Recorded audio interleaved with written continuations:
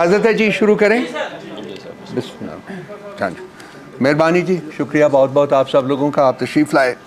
इस गर्मी में आज भी बला की गर्मी है, देखते हैं किस तरफ जाता है। कुछ बाहर की गर्मी है, कुछ गर्मी अंदर क्रिएट की जा रही है बगैर किसी वजह के। आज जो अदालत में हुआ इद्दत केस के कॉन्टेक्स्ट में, वो मेरा ख्याल आप लोगों ने भी उसका वो तमाशा देखा होगा। हमारे भी लोग गए हुए थे, ये नईम पंजोता भी वहाँ थे, इंतज़ार को भी मैंने बुलाया, वो भी शायद आ जाए। इन्होंने भी अपनी आंखों से देखा कि अंदर किस किस्म की ज़ुबान बोली गई।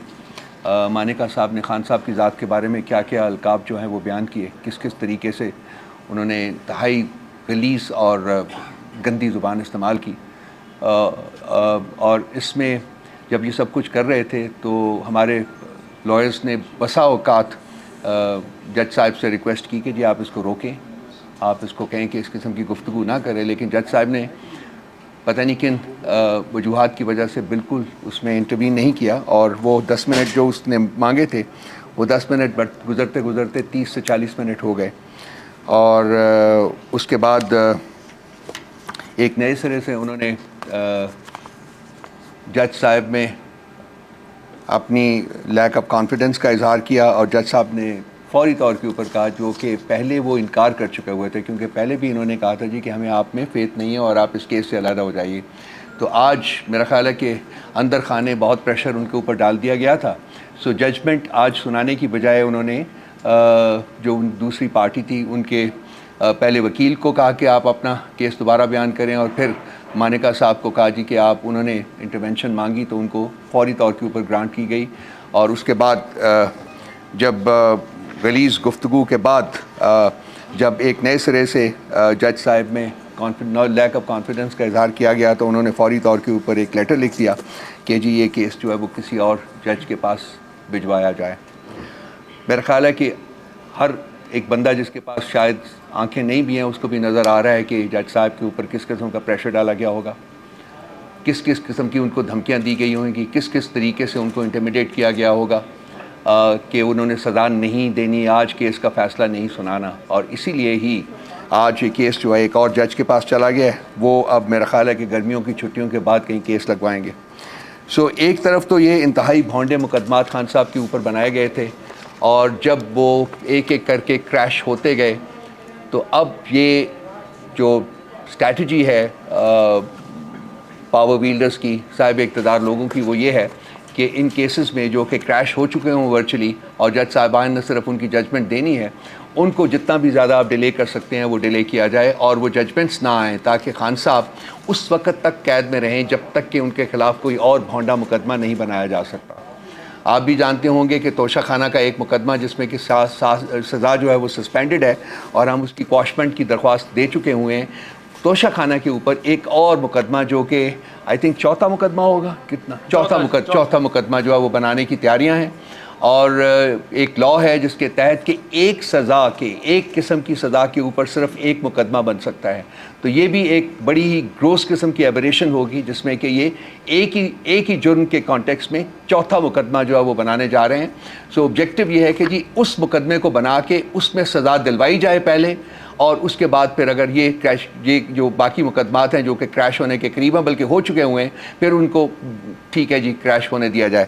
लेकिन खान साहब को जो है वो जेल में और वक्त जो है वो गुजारना पड़ेगा, बिल्कुल वैसे ही जैसे कि शाह महमूद कुरैशी साहब के ऊपर, जबकि उनको नज़र आ रहा था कि उनकी भी साइफर के केस में रिहाई हो जाएगी, तो उनके ख़िलाफ़ भी उन्होंने कोई 8-9 मुकदमे, एक ही गो में 8-9 मुकदमे जो है ना, और मई 9 की जो डिस्टर्बेंसेस थी उसके कॉन्टेक्स्ट में उनको लगा दिया। सो अगर साइफर के केस में वो आज़ाद हो भी जाते हैं तो फिर भी वो जेल में रहेंगे, और बाकी केसेस जो है ना उनको फ़ाइट करना पड़ेगा।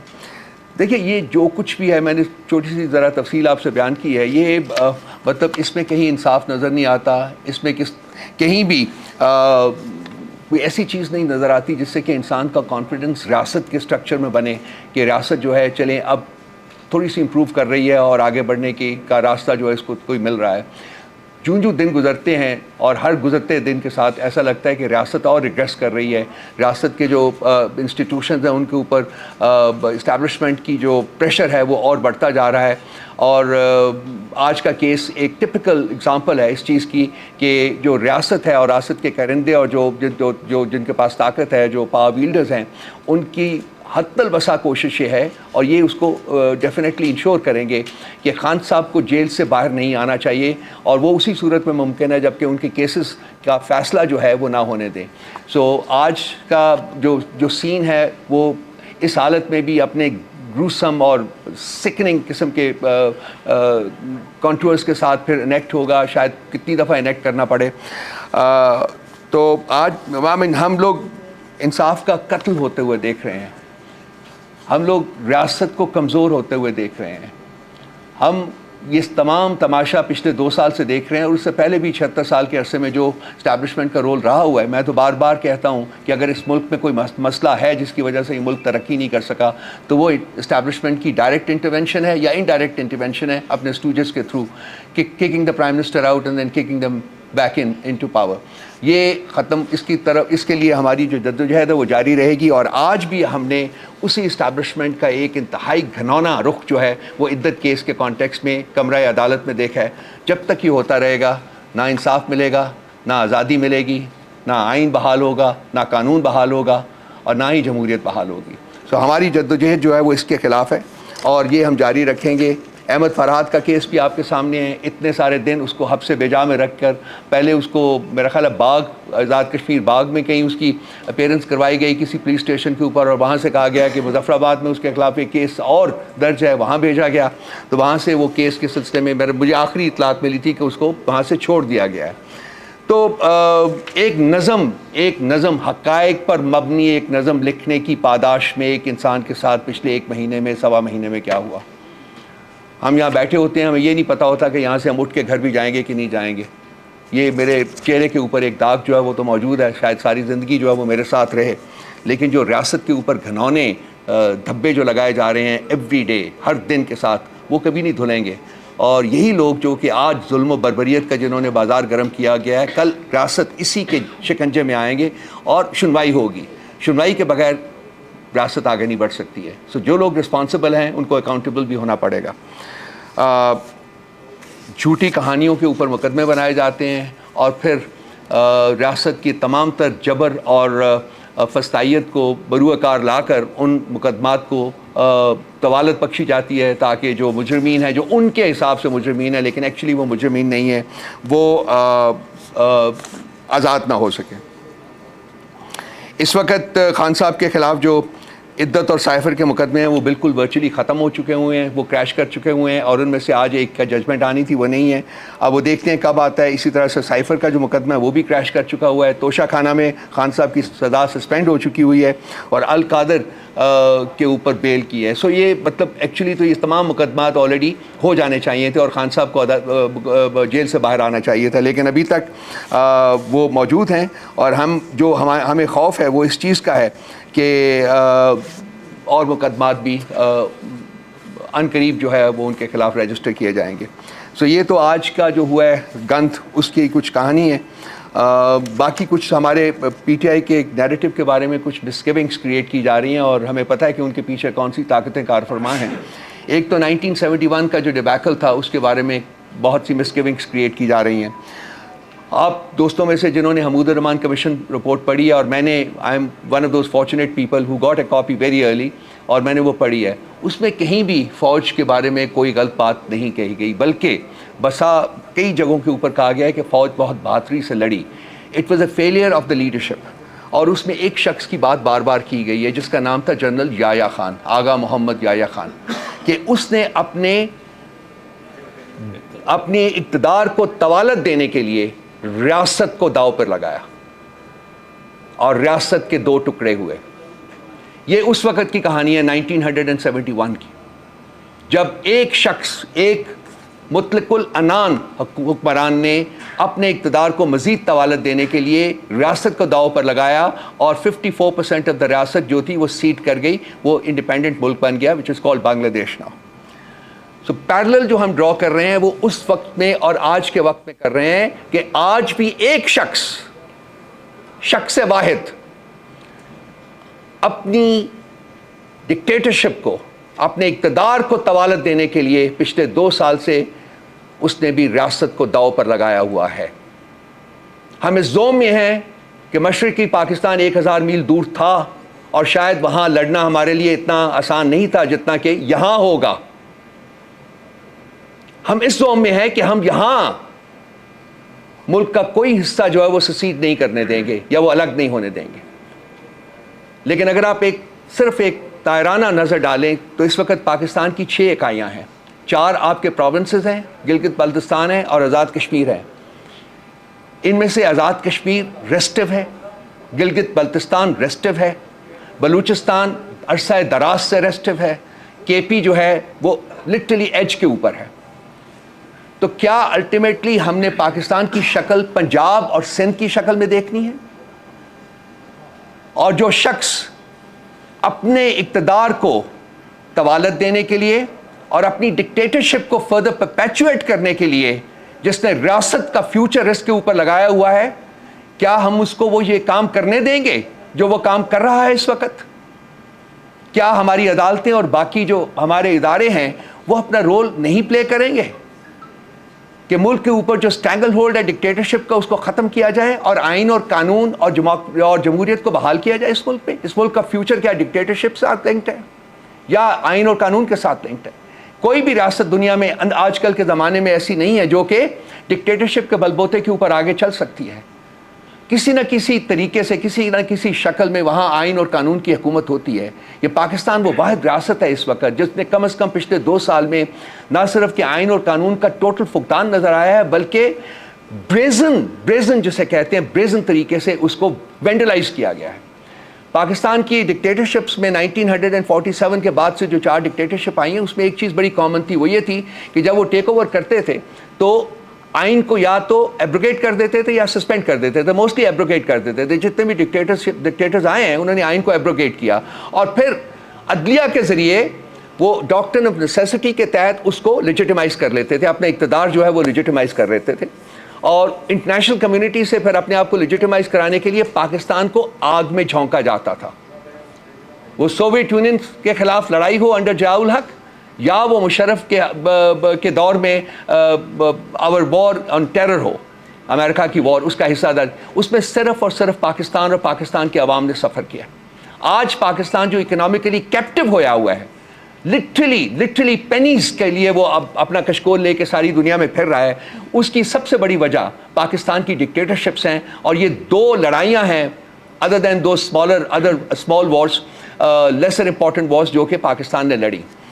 آج اس خطے کے اوپر آپ نظر ڈالیں تو جو امریکہ ایک اور لڑائی یہاں لڑنے کی تیاری کر رہا ہے اور وہ لڑائی ہے کنٹین چائنا کی لڑائی، اور پاکستان انڈائریکٹلی اس کا بھی حصہ اس میں بھی اپنا حصہ ڈالنے کی تیاری کر رہا ہے۔ اگر یہ ہوتا ہے تو پاکستان کا اپنا وجود جو ہے وہ خطرے میں پڑے گا۔ وہ آلریڈی کوئی زیادہ سیف نہیں ہے، لیکن اگر اس قسم کی لڑائی میں اگر پاکستان حصے دار بنتا ہے تو وہ پاکستان کا جو سروائیول ہے وہ خطرے میں پڑے گا۔ تو یہ وہ چیزیں ہیں جو کہ بیسیکلی تو ہماری لڑائی فوج کے ساتھ نہیں ہے، ہماری لڑائی شخص واحد کی آبجیکٹیوز کے ساتھ ہے، اپنے اقتدار کو طوالت دینے کا جو ان کا ایک انفیچویشن ہے ان کا، اس کے ساتھ ہے۔ اس سے ملک نے سفر کیا ہے، اس سے ملک ابھی بھی سفر کر رہا ہے اور سفر کرتا رہے گا اس وقت تک جب تک کہ یہ انفیچویشن وہ ڈکٹیٹرشپ ختم نہیں ہوتی اور آئین اور قانون کو بحال نہیں کیا جاتا۔ تو یہ لڑائی ہم نے لڑی ہے، یہ لڑائی ہم لڑ رہے ہیں اور یہ لڑائی ہم لڑتے رہیں گے اس وقت تک جب تک کہ ملک میں آئین اور قانون بحال نہیں ہوتا۔ ابھی کوئی 203 مقدمات ہیں خان صاحب کی ذات کے اوپر، اور وہ مقدمات جو ہیں وہ اپنی مختلف سٹیجز جو ہیں اس کے سے گزر رہے ہیں۔ میں چاہوں گا کہ جی آئی نو میں ہاں ایک سیکنڈ اور جو میں بھول گیا تھا اس میں، انہی مقدمات میں چونکہ ان کو کوئی پروف نہیں مل رہا تو انہوں نے ملک ریاض کو جو بحریہ ٹاؤن کے آرکیٹیکٹ ہیں ان کو اوپر پچھلے سال سوا سال سے بہت پریشر ڈلا ہوا تھا. مجھے ذاتی طور کے اوپر بھی علم تھا کہ کس طریقے سے اس کو پریشرائز کر رہے ہیں, اس کو ملک چھوڑنا پڑا تھا. لیکن وہ کہتے ہیں کہ پتہ نہیں کس وقت خدا اپنا خوف ڈال دیتا ہے لوگوں کے دلوں میں. شاید اس کے دل میں بھی خوف ڈلا اور اس نے کہا کہ میں اس کا ایک پولیٹیکل جو ایک یہاں لڑائی ہو رہی ہے اس کا حصہ نہیں بنوں گا. اس کی آپ کو پتہ ہے کہ اس کی جتنی بھی پراپرٹیز ہیں اس کے بارے میں بہت سے ایکشن لیے گئے ہیں. کل رات کو بحریہ ٹاؤن راولپنڈی میں ایک اسالٹ بھی کیا گیا, ایمبش کیا گیا اور وہاں سیل کر دیا گیا اس گھر کو, اور ریکارڈ جو تھا وہاں کا سارا وہ قبضے میں لے لیا گیا. لیکن اس کے بعد پھر ایک ملک ریاض کی ایک سٹیٹمنٹ آئی ہے کہ میں کسی صورت میں اس لڑائی کا حصہ نہیں بنوں گا, میں اپنا بزنس جو ہے وہ جاری رکھوں گا. اور میری اطلاع کے مطابق 3 دن پہلے, میرا خیال آج بھی وہ دبئی میں ہی ہیں, جناب صدر پاکستان بھی گئے ہیں وہاں, اور سنا ہے کہ ذاتی طور کے اوپر بھی انہوں نے اس سے ملاقات کرنے کی کوشش کی ہے. مجھے نہیں پتا کہ ملاقات ہوئی ہے یا نہیں ہوئی, لیکن مجھے یہ پتا ہے کہ وہ شاید اس کو اب بھی پریشرائز کرنے میں کامیاب نہ ہوں. تو یہ وہ محرکات ہیں دوستو جو میں نے آپ کے سامنے بیان کیے ہیں کہ false, frivolous and fraudulent cases register کیے خان صاحب کے خلاف. وہ چھوٹی عدالتوں سے بزور شمشیر انہوں نے فیصلے لے لیے, لیکن جب بڑی عدالتوں میں پہنچے تو وہ سسٹین نہیں کر سکے, سب ایک ایک کر کے کریش کر رہے ہیں. اور اب یہ اور فیک قسم کی شہادتیں ملک ریاض کی ہوں یا کچھ اور لوگوں کی ہو, اور جیسے یہ خاور مانیکا جیسے گرے ہوئے گھٹیا لوگ جو ہیں ان کی شہادت ہو, اس کو 4-3 مہینے انہوں نے پکڑ کے رکھا ہے. آپ بھی جانتے ہیں, میں بھی جانتا ہوں کہ ان 3 مہینوں میں اس کے ساتھ کیا سلوک رکھا گیا ہوگا. اور آج وہ کینری کی طرح وہاں باہر نکلا ہوا, وہ ایک ایک singing a song on a tune that is provided by the power wielders. تو یہ مقدمے تو سسٹین نہیں کر سکتے ہیں. لیکن پرابلم یہ ہے, جو سوال ہے سب سے بڑا, کہ جی اگر انصاف کے تقاضے پورے نہیں ہوتے, اور ہمیں لگ رہا ہے کہ جو بڑی عدالتوں میں کچھ تازہ ہوائیں چلی تو ہیں, لیکن جو دوسری طرف جو قوتیں بیٹھی ہوئی ہیں ان کو یہ معاملات بالکل ٹھیک لگ نہیں رہے. اور کل آپ نے پرائم منسٹر پاکستان کے prime minister, so called prime minister, fraudulent prime minister کی آپ نے تقریر سنی ہوگی جو انہوں نے جوڈیشری کے خلاف کی ہے, جس میں انہوں نے انتہائی غلط زبان استعمال کی ہے ان ججز کے بارے میں جو کہ آزادانہ فیصلے کرنا چاہ رہے ہیں. تو یہ ایک ٹریڈیشن رہی ہے پاکستان مسلم لیگ نواز کی. آپ کو یاد ہوگا جسٹس قیوم کے ساتھ سپیچ, یا پھر وہ جو رفیق تارڑ صاحب کو جو بریف کیس دے کے بھیجا گیا تھا بلوچستان کی ہائی کورٹ خریدنے کے لیے, انہوں نے خرید دی, پھر اس کے بعد جو سپریم کورٹ کے اوپر اٹیک ہوا, یہ سب کچھ ان کا خاصا رہا ہے. اور آج بھی یہ جسٹس کو خریدنا چاہتے ہیں, کہتے ہیں یہ لوگ ججز خریدتے ہیں. تو کوشش کر رہے ہیں, لیکن ایک اچھا عمل جو ہے وہ نظر آ رہا ہے کہ جی کچھ جج صاحبان جنہوں نے ایک انیشیٹو لیا ہے, اور جو ہو رہا تھا ان کے ساتھ وہ انہوں نے پبلک ڈومین میں بیان کیا ہے. ان کو دیکھتے ہوئے کچھ اور جج صاحبان جو ہیں ان میں بھی ہمت آئی ہے, اور وہ بھی اس میں شامل ہوئے ہیں. اور میرا خیال ہے کہ یہ جو ٹرائب ہے یہ اس کا سائز بڑھے گا وقت گزرنے کے ساتھ ساتھ. اور یہی چیز ہے جو کہ صاحب اقتدار لوگوں کو, ڈکٹیٹرز کو پریشان کر رہی ہے, کہ اگر انصاف ملنا شروع ہو جاتا ہے تو خان صاحب تو باہر آ جائیں گے, اور خان صاحب جب باہر آئیں گے تو ان کے جو اقتدار کے اوپر ان کا سورج جو ہے وہ غروب ہو جائے گا فوری. اس شخص کی ایک انگلی کی صرف, وہ آج بھی جیل میں بیٹھا ہوا ہے, اور وہ ایکسرسائز کر رہا ہے ریسٹرینٹ, کہ میں نہیں چاہتا کہ میں جیل سے پبلک پروٹیسٹ کی کال دوں, کیونکہ پبلک پروٹیسٹ اگر ہوگا تو اس میں اسٹریک آف وائلنس بھی آ سکتی ہے, اور وہ نہیں چاہتا کہ وائلنس ہو اس ملک میں, بیکاز ملک بہت کمزور ہے, سسٹین نہیں کر سکتا. اس لیے وہ اپنی جان کے اوپر, اپنی ذات کے اوپر ان کا ظلم برداشت کر رہا ہے. لیکن اس ملک کی ابھی بھی اس کو پرواہ ہے. جب بھی میں جاتا ہوں ملنے تو وہی بات کرتے ہیں. لیکن اب دیکھتے ہیں کہ کب تک برداشت کیا جا سکتا ہے, کیونکہ ہم بھی بالکل نہج کے اوپر پہنچے ہوئے ہیں. ہماری جو سپورٹ بیس ہے وہ ہمارے اوپر پریشرائز کر رہی ہے, ہمیں پریشرائز کر رہی ہے, اور ہمیں گالیاں دے رہی ہے کہ جی آپ کیوں نہیں پروٹیسٹ کال کنوین کرتے. اگر آپ لوگ, آئی ایم شیور آپ سوشل میڈیا کے اوپر جا کے دیکھتے ہوں گے, آپ خود ان کی زبان دیکھ سکتے ہیں کس قسم کا پریشر ہمارے اوپر پڑ رہا ہے. سو میرا نہیں خیال کہ زیادہ دیر تک ہم لاسٹ کر سکیں گے without giving out a call for public protest. اور اس کے بعد پھر کیا ہوگا, well it's very difficult to sort of make a projection about it. So I hope کہ اس سے پہلے صاحب اقتدار لوگوں کو عقل آ جاتی ہے, ان کو اپنی رسپانسبلٹی کا احساس ہوتا ہے, اور وہ ملک میں آئین اور قانون کو آنے دیں. جس جو بھی اس کا راستہ ہے اس کو وہ اس کے راستے وہ آئین اور قانون ایکسرسائز ہونے دیں تاکہ ملک میں انصاف ہو، اور وہ تمام لوگ جو کہ غیر منصفانہ، غیر آئینی اور بھونڈے قسم کے مقدمات میں انہوں نے زبردستی جیلوں میں رکھا ہوا ہے وہ آزاد ہو سکیں اور ملک کا جو معاملات ہیں وہ آگے بڑھ سکیں۔ میں صرف نعیم سے یہ کہوں گا کہ اگر 2-3 منٹ میں آج کی جو کہانی ہے جیل کی اگر وہ بیان کر دیں کہ کیا ہوا تو وہ میرا خیال ہے کہ آپ لوگوں کے لیے اس کو سمجھنا اور زیادہ آسان ہو جائے گا۔ جیل نہیں، جو عدالت میں ہوئی ہے، سوری جی آپ بات کریں، ٹھیک ہے بات کریں،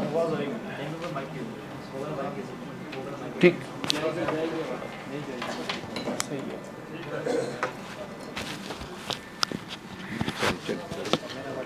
بسم اللہ الرحمن الرحیم۔ آپ تمام دوستوں کا، جتنے میڈیا کے پرسنز آئے ہوئے ہیں، سارے سب کا بہت شکریہ۔ دیکھیں، اس وقت میں خان صاحب کے کیسز کے حوالے سے بات کروں گا، اور رؤوف صاحب، انتظار صاحب بھی آگے ہیں اور بتائیں گے آج کے حوالے سے خان صاحب کی مزید جو اپڈیٹس ہیں اور پیغام بتائیں گے۔ دیکھیں، اس وقت خان صاحب 2 کیسز کے اندر پابند سلاسل ہیں۔ نمبر 1 سائفر کیس اور نمبر 2 عدت کیس۔ سائفر کیس کی سماعت کل تھی، اس سماعت کو اس وجہ سے ملتوی ہونا پڑا کہ پورے پاکستان میں چھٹی منا دی گئی، اور بنتا یہ تھا کہ کل چھٹی تھی تو آج اس کیس کی سماعت کی جاتی، اس کے اندر فیصلہ آتا، کیونکہ اس وقت خان صاحب 2 کیسز میں پابند سلاسل ہیں۔ اسی طرح سے بی بی صاحبہ 1 کیس میں پابند سلاسل ہیں، اور وہ ہے عدت کیس۔ تو عدت کیس کے اندر آج کیونکہ فیصلے کے لیے رکھا ہوا تھا عدالت نے، اور رضوان عباسی جو وکیل ہیں خاور مانکا کے، ان کو موقع دیا گیا۔ پہلے تو 9 بجے وہ آئے نہیں، پھر 10:30 بجے آئے۔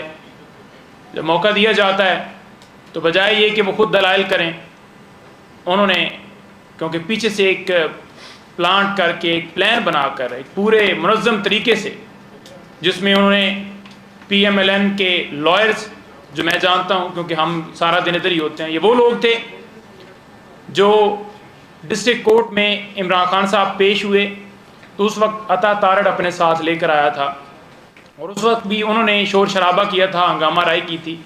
آج وہی ہوا دوبارہ، یہ چاہتے تھے کہ عدالت کے اندر شور شرابہ ہو، لڑائی ہو، ایسا ماحول بنے کہ یہ کیس جو ہے ملتوی ہو۔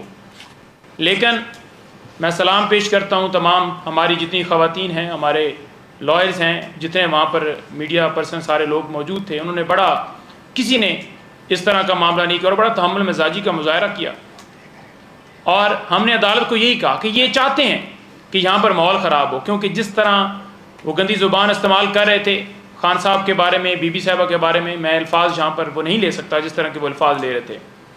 یہ ہماری ہمت تھی، ہم برداشت نہیں کر پا رہے تھے، لیکن ہم نے برداشت اس لیے کیا کیونکہ ہم چاہتے تھے کہ خان صاحب، بی بی صاحبہ کے حوالے سے یہ کیس آج جو سماعت ہے اس میں فیصلہ آ جائے، کیونکہ فیصلے کے اندر ڈیلے نہ ہو۔ لیکن دوسری طرف سے مسلسل جج صاحب کے اوپر بھی اس طرح کا الزام لگایا گیا کہ آپ میرٹ کے اوپر فیصلہ جو ہے وہ نہیں دیں گے، آپ انصاف نہیں دیں گے، آپ نہیں ٹھیک کیس چلا رہے، اور بغیر کسی جواز کے اس سے پہلے ریکیوزل کی اپلیکیشن جو ہے وہ دی گئی، اور اس کے اندر کوئی گراؤنڈ نہیں بتائی گئی کہ کس بنیاد کے اوپر ریکیوزل کی اپلیکیشن، یعنی کہ آپ یہ کیس نہ سنیں، تو عدالت نے وہ درخواست خارج کر دی۔ دوسری دفعہ یہ پلان کر کے سارا کیا۔ اب دیکھیں آپ، ایک کیس ہوتا ہے جی، اس کیس کے اندر مکمل دلائل دیے گئے، دلائل میں پورا ٹائم دیا گیا، بلکہ پورا ٹائم کیا، اتنے گھنٹے دیے گئے، ایک چیز کو بار بار ریپیٹ کیا گیا، کوئی شہادت ہے جی، کراس ہے جی، یہ ہے وہ ہے جی۔ اب جب مکمل ہو گیا تو پھر عین موقع کے اوپر جس وقت آپ نے فیصلہ سنانا ہے اور آپ نے 10-20 منٹ آدھا گھنٹہ دینا ہے اس وکیل کو، تو ٹھیک ہے آپ دیں۔ اب اس ٹائم کے اوپر جج صاحب کا بھی اس کیس سے پیچھے ہٹنا، جو واضح طور پر اس جو لیٹر ہے 6 ججز کا، اس کے ساتھ میچ کرتا ہے کہ کس طرح ججز کو ڈرایا گیا، دھمکایا گیا، ان کے کام کرنے میں مداخلت کی گئی، ان کے اوپر پریشر ڈالا گیا، کیمرے لگائے گئے۔ اب کس حد تک ان کے ساتھ کیا گیا جس کی وجہ سے انہوں نے ریکیوزل کی، حالانکہ ہم یہ کہہ رہے تھے کہ ان کو روکیں. اس کورٹ کا ڈیکورم, اس کورٹ کو کیسے ریگولیٹ کرنا ہے, یہ آپ کا کام ہے, آپ کے پاس پاور ہے اور آپ اختیار رکھتے ہیں, ابھی فیصلہ دے دیں. لیکن انہوں نے نہیں کیا, اور یہ ایک ریکیوزل, انہوں نے کہا جی کہ میں اس کیس کو نہیں سنوں گا, اور پھر ایک لیٹر لکھ دیا گیا اسلام آباد ہائی کورٹ کو. تو اس میں مسلسل جو ہم روزانہ کہہ رہے تھے کہ فیئر ٹرائل نہیں دے رہے, ہم روزانہ کہہ رہے تھے کہ آئین کا آرٹیکل 10 بڑا واضح کہتا ہے جو ہر شخص کو فیئر ٹرائل کا حق دیتا ہے, نہیں دیا گیا. تو وہی کیا گیا کہ اس کیس کو پھر لٹکا دیا گیا ہے. اب 2 کیسز جن میں خان صاحب کی اس وقت میں پہلے گزارش کی کہ پابند سلاسل تھے, اور بی بی صاحب آئے کیس میں, تو ان دونوں کیسز کو لٹکا دیا گیا ہے. سوموار کے لیے I think so cipher case کی سماعت کی گئی ہے. لیکن دوسری طرف آپ دیکھیں کہ ان کا پلان کیا ہے. ان کا پلان یہ ہے کہ کسی اور مقدمے میں گرفتاری ڈال کے کوئی اور مقدمہ بنا کر وہ باہر نہ آئے. مقصد ان کا صرف یہ ہے, کیونکہ وہ اپنے موقف سے پیچھے نہیں ہٹ رہے. آپ دیکھ لیں رانا ثناءاللہ جو کہتا ہے جی کہ اگر بات چیت ہو تو پھر ان کی رہائی کے حوالے سے بھی دیکھا جا سکتا ہے, سوچا جا سکتا ہے, کیسے وہ کہہ رہا ہے. اور آپ یہ بھی دیکھیں کہ آج سارے جو مجرم تھے وہ ایکسیپٹ کر رہے ہیں. انوار کاکڑ وہ خود کہہ رہا ہے جی کہ اگر میں فارم 47 کی بات کروں گا تو تم منہ دکھانے کے قابل نہیں رہو گے. تو یہ ساری چیزیں انہوں نے خود کی ہوئی ہیں, اور سارے کیسز انہوں نے خود بنائے ہوئے ہیں. 9 مئی کے حوالے سے کیسز ٹرائل جو ہے وہ تیز کر دیا گیا ہے. شاہ محمود قریشی صاحب کی 9 مئی میں گرفتاری اس لیے ڈالی گئی کیسز میں کہ وہ سائفر کے صرف ایک کیس میں پابند سلاسل ہیں. اور آپ دیکھ لیں کہ القادر ٹرسٹ کیس کے اندر یہی نیب اسلام آباد ہائی کورٹ میں جاتا ہے, اور وہاں پر جا کر کہتے ہیں جی کہ بالکل ہمیں تو تھوڑے سے اس کے اندر جو ہے وہ کیسز جو گواہ ہیں وہ رہ گئے ہیں, اور لہٰذا کیس جو ہے وہ فائنل جو ہے مراحل کی طرف جا رہا ہے, تو آپ خان صاحب کی ضمانت جو ہے وہ کنفرم نہ کریں. لیکن جو ہی آپ دیکھیں کہ ضمانت ادھر کنفرم ہوتی ہے تو آپ نے دیکھا کہ کس طرح ملک ریاض کو صرف وہ اپروور نہیں بن رہا تو اس کے پیچھے بھاگ رہے ہیں, یعنی کہ اپروور مزید ایڈ کرنا چاہتے ہیں. کبھی آپ زلفی بخاری کے اوپر پریشر ڈال رہے ہیں, کبھی آپ شہزاد اکبر پر ڈال رہے ہیں, کبھی آپ ملک ریاض پہ ڈال رہے ہیں, کبھی آپ اعظم خان کو اغوا کر رہے ہیں, کبھی مفتی سعید کو اغوا کر رہے ہیں. تو یہ سارا کیا کیا جا رہا تھا؟ یہ صرف اس لیے کیا جا رہا تھا کہ خان صاحب ہار مانے, وہ اپنے موقف سے پیچھے ہٹیں. لیکن الحمدللہ وہ ڈٹ کے کھڑے ہیں. اور میں توشہ خانہ کیس کی بھی بات کروں گا کہ چوتھا کیس پارٹ 4 سٹارٹ کر دیا گیا ہے. ایک کیس میں آپ نے 3 سال سزا دے دی, دوسرا کیس آپ نے تھانہ کوسار کے اندر FIR درج کر دی, تیسرا کیس آپ نے سزا دی 14 سال جو معطل ہو گئی. اب چوتھا کیس آپ نے بنا دیا. جو کیس جاتا ہے اس میں الزام کیا ہے جی, آپ نے قیمت جو ہے وہ غلط لگوائی, اپنے پاس غیر قانونی رکھے. لیکن یہ صرف اور صرف ایک وہ کہتے ہیں نا کہ بہتان, یہ جھوٹا ایک الزام لگانا. عمران خان نے جہاں پر 20% ادا کر کے گفٹ لیے جاتے تھے اس کو 50% پہ کیا, اور اگر کوئی چیز لی بھی تو قانونی پروسیس کر کے لی. لیکن یہاں پر گاڑیاں جنہوں نے لی, مجھے بھی کوئی لے کر دینا 5 لاکھ کی مرسیڈیز گاڑی جو لی نہیں جا سکتی قانونی طور پر, تو ان کو کلین چٹیں دی جا رہی ہیں, ان کو بری کیا جا رہا ہے. اور الیکشن آرڈیننس کے اندر میں اس کا بھی ذکر کروں گا کہ ترامیم کر کے یہ چاہتے ہیں کہ اپنے مرضی کے ریٹائر ججز جو ہیں وہ لگائے جائیں, کہ پہلے آپ نے الیکشن جو ہے وہ اس کے اندر دھاندلی کی, فارم 47 کے مطابق لوگوں کو سلیکٹ کیا. اب آپ چاہتے ہیں کہ جو ٹرائیبیونلز کے اندر ہم گئے ہوئے ہیں کہ آپ کی مرضی کے ججز جو ہیں لگیں. لیکن میں لاہور ہائی کورٹ کو یہاں پر سلام پیش کرتا ہوں. آج انہوں نے جو فیصلہ دیا, انہوں نے کہا کہ لاہور ہائی کورٹ کے چیف جسٹس جو ہیں, جو انہوں نے نام بھیجے ہوئے ہیں, الیکشن کمیشن وہ 6 ججز کو نوٹیفائی کرے. تو یہ اسی طرح کا ماحول, اسی طرح کا عدالتوں کے اندر اگر دیکھا جائے تو وہ جس طرح سے کھڑی ہو رہی ہیں اور اسی طرح سے چلیں, تو پھر ہم امید رکھتے ہیں کہ یہ سارا کیا گیا ہے اس میں کافی آ سکتا ہے. لیکن یہ سٹل جو سلسلہ ہے بند نہیں کیا جا رہا. اور آخر میں یہ کہوں گا کہ نیب آرڈیننس کے اندر ترامیم کر کے 14 دن سے 40 دن پہ لے گئے, اور 5 سال سے سزا نیچے کر کے 2 سال پہ کی گئی ہے. کس بندے کی؟ جو نیب کا کرپٹ آفیسر ہوگا. تو یہ صرف اور صرف اس لیے کیا جا رہا ہے کہ ٹارگٹ صرف عمران خان ہے, اپنے کیسز میں ریلیف لینا ہے, اپنے کیسز میں بریت لینی ہے, اپنے کیسز میں چٹیں لینی ہیں, اور کوئی مقصد نہیں ہے. انتظار بھائی آپ کو تھوڑا ایڈ کریں گے.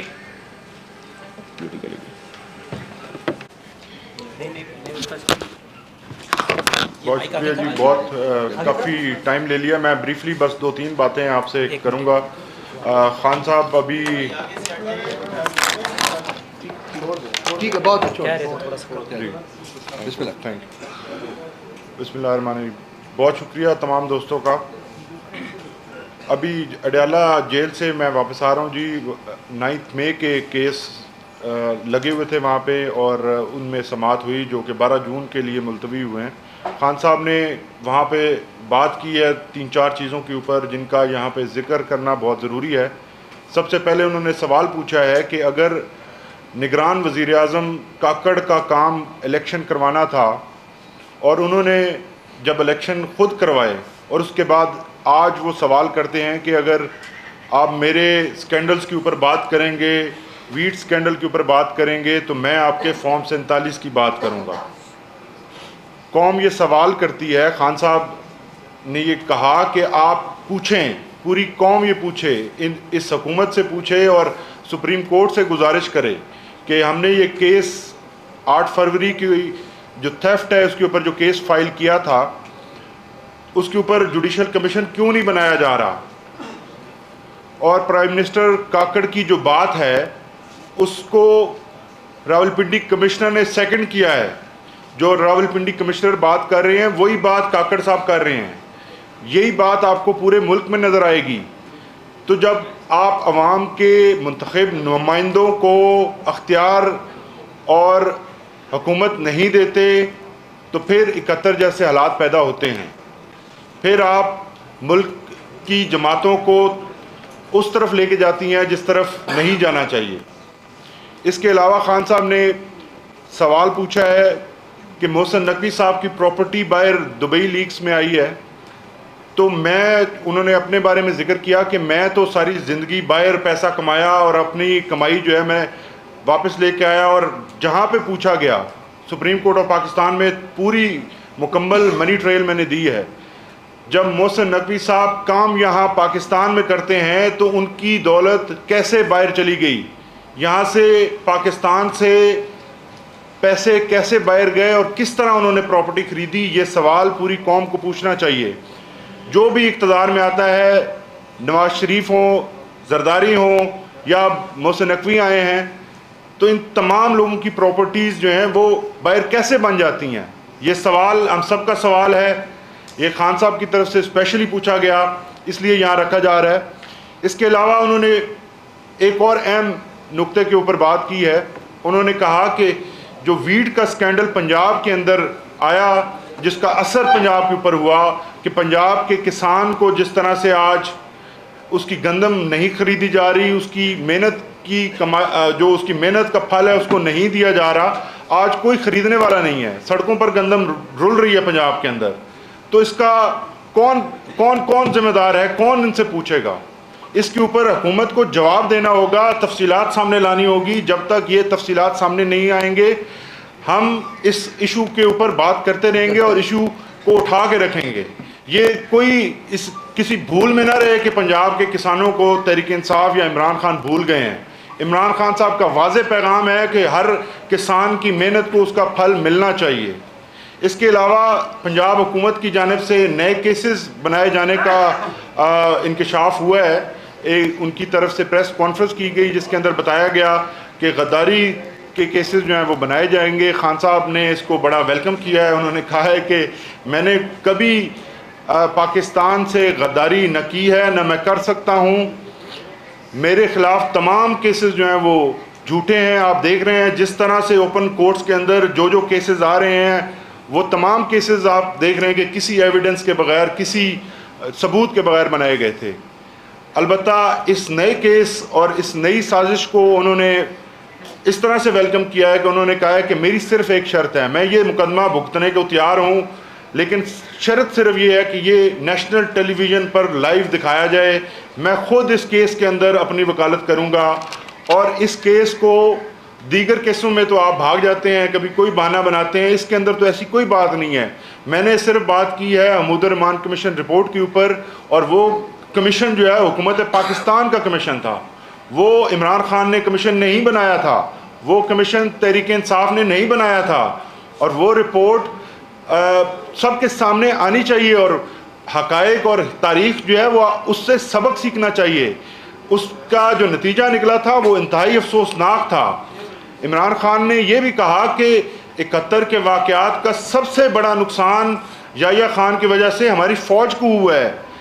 فوج کو جو نقصان یحییٰ خان نے پہنچایا اس نقصان کے بارے میں بات کرنی چاہیے.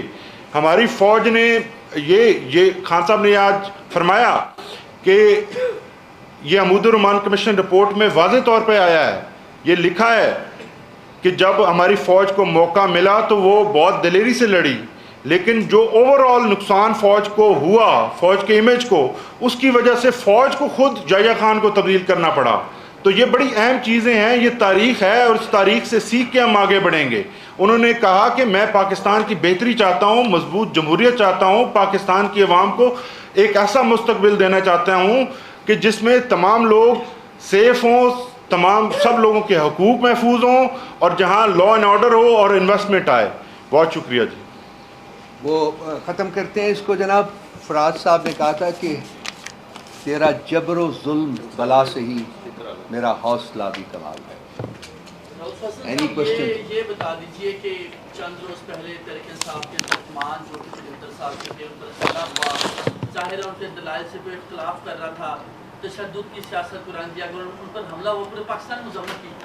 آج ایک اور بزرگ پہ حملہ ہوا ہے, وکیل صاحب نے ان پر حملہ کیا عدالت میں, ان کی بھی آپ مذمت کر رہے ہیں. ہم اپنے آپ کو اس سارے فیل سے, ہمارے جو کورٹ میں ہوا ہے, پہلے آپ اس ساری جو پروسیڈنگز ہے اس کو دیکھ لیجئے, کس قسم کی غلیظ اور گندی زبان استعمال کی گئی. ایک آدھا گھنٹہ وہ شخص جو تھا وہ راسترم پہ رہا, بات کرتا رہا, نہ جج نے اس کو روکا نہ کسی اور شخص نے. ہماری پروٹیسٹیشنز کے باوجود اس کو گالیاں دینی دی گئی. اس کے بعد یہ جو ہوا ہے انسیڈنٹ, وہ جیل کی وہ کورٹ کی پریمیسز سے باہر ہوا ہے. یہ ایک انڈیویجول انسیڈنٹ تھا, ایک انڈیویجول کا ایک فیل تھا جس سے ہم نے اپنے آپ کو آلریڈی ڈیٹیچ کر دیا ہے. ہمارا ایز اے پولیٹیکل پارٹی اس کے ساتھ کوئی عمل دخل. بالکل صاحب یہ بتائیے گا کہ پہلے پی ٹی آئی کی جانب سے یہ تاثر آیا کہ 1971 میں جو مضبوط ہو جاتے ہیں, خان صاحب ہو گیا, لیکن پھر بیرسٹر گور نے یہ کہا کہ عمران خان شیخ مجیب نہیں ہے اور پی ٹی آئی عوامی لیگ کی نہیں ہے. تو میں آپ سے پوچھنا چاہتا ہوں کہ کیا عمران خان آج کے شیخ مجیب ہے اور پی ٹی آئی عوامی لیگ ہے یا نہیں؟ یہ کنکلوژنس غلط کر رہے ہیں, جو ڈرا کر رہے ہیں, ایرونیسلی ڈرا کر رہے ہیں. میں نے ابھی بھی ایکسپلین کیا ہے اور انتظار نے بھی بتایا آپ کو. ہم نے جو حمود الرحمان کمیشن کی رپورٹ کی بات کی ہے, جو کہ جیسا انتظار نے بھی کہا ہے, وہ ہم نے نہیں بنائی تھی, وہ اس وقت کی حکومت نے بنائی تھی. اور اس کی آپ اس کو پڑھ لیجئے, اگر اس کے مندرجات پڑھ لیں گے تو میرا خیال کلیئر ہو جائے گا.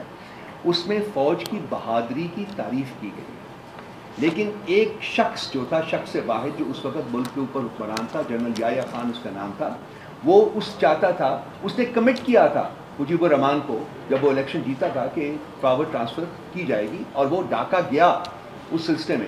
لیکن پاور ٹرانسفر کرنے کی بجائے وہاں ملٹری ایکشن جو ہے اس کا آغاز کر دیا گیا, جس سے ملک 2 لاکھ ہو گیا.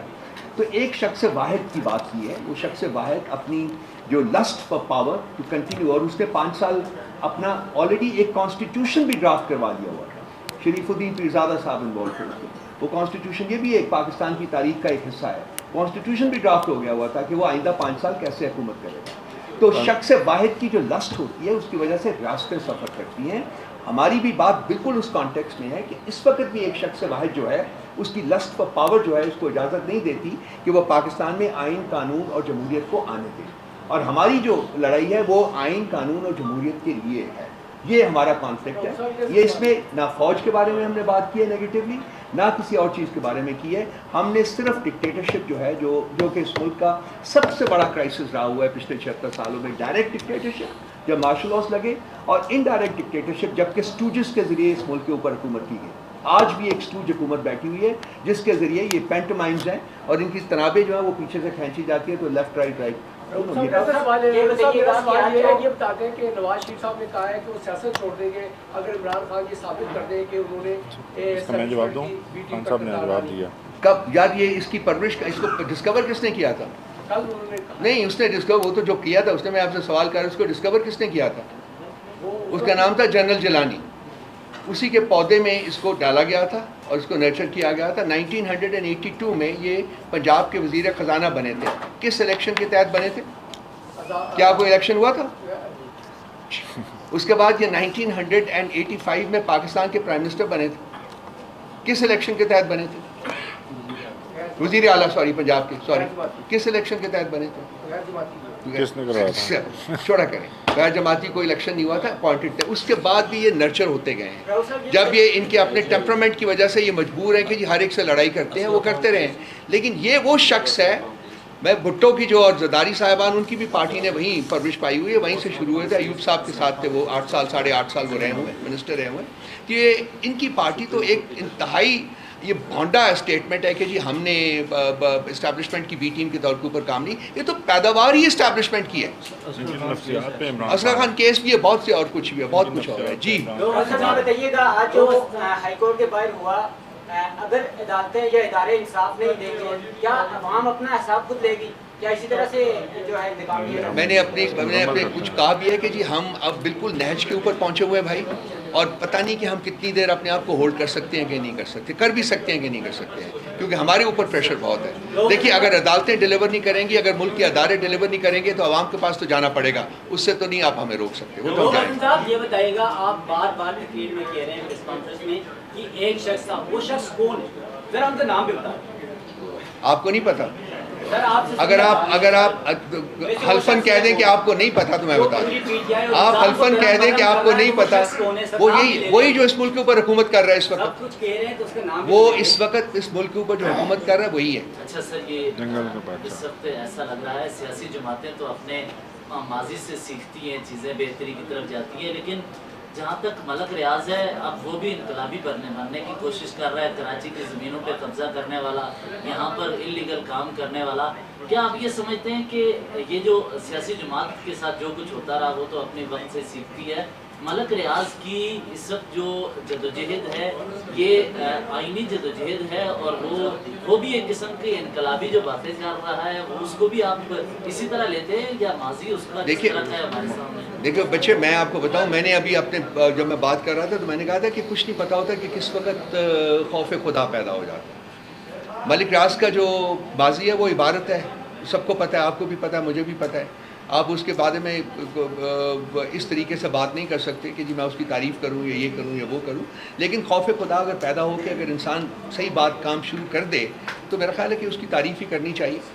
تو جیسا بھی ہے, جو بھی وجوہات ہیں, یہ جو کام کر رہا ہے بیسیکلی اس کے لیے تو میں تو کم از کم اس کو اپلاڈ کروں گا, کیونکہ مجھے پتہ ہے, آئی نو اٹ تھرو مائی سورسز, کہ امینس پریشر ہے اس شخص کے اوپر کہ آپ جو ہے وٹنس بنیں. وہ نہیں بن رہا. یہ اسٹیبلشمنٹ کون ہے؟ شہباز شریف ہے, محسن نقوی ہے, یا پھر جنرل عاصم منیر ہے؟ اس کا نام آپ کیوں نہیں لے رہے ہیں؟ اسٹیبلشمنٹ میں بہت ساری اٹس اے کمپوزٹ.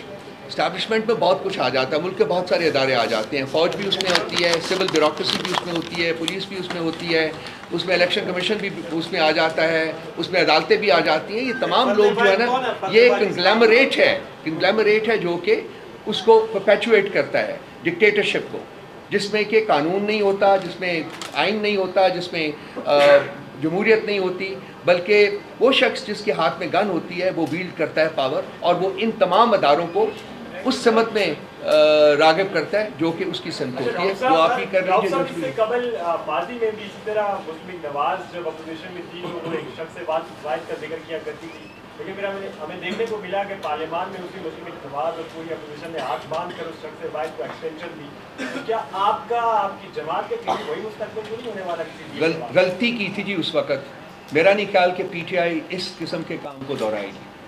سر یہ بتائیے گا کہ خان صاحب سے آج جو ملاقات ہوئی اس میں کیا ملک بھر میں احتجاج کی کال دی گئی یا کچھ اس طرح کی ایکٹیویٹی کرنے جا رہے ہیں؟ دیکھیے خان صاحب نے جو پریویس اپنی کال دی تھی, پوری قوم کو اور پوری تنظیم کو اپنی تیاری کی بات کی تھی, انہوں نے آج بھی وہی دہرائی ہے کہ ساری قوم کو میں کال دوں گا, آپ تیار رہیں, لیکن وہ جو ڈیٹ ہے وہ خود بتائیں گے. اس وقت تک انہوں نے صرف تیاری کی بات کی ہے. سارے تیار ہو جائیں کہ ہم احتجاج کی طرف جائیں گے اگر ہمارے مطالبات جو ہیں وہ نہ پورے کیے. شکریہ, تھینک یو جی, بہت مہربانی, تھینک یو.